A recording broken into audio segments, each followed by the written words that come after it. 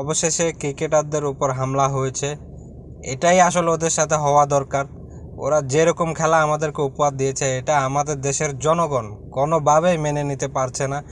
বিশেষ করে কোচ হাতুড়ি সিং এমনভাবে কথা বলতেছে যে কোনো রকম আমরা সেমিফাইনালে উঠেছি, এটাই নাকি অনেক বেশি।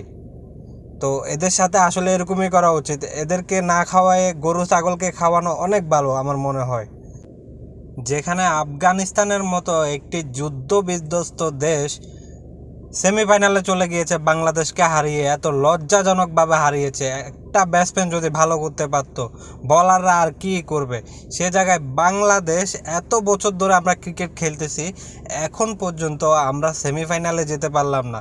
এটা আমাদের দেশের জনগণ কোনোভাবে মেনে নিতে পারছে না, বা ক্রিকেট প্রেমী যারা আছে তারা কোনোভাবে মেনে নিতে পারছে না।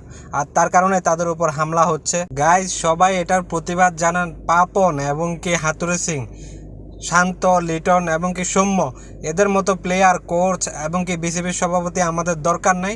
সবাই এটার প্রতিবাদ করুন। ভালো থাকেন। আসসালামু আলাইকুম।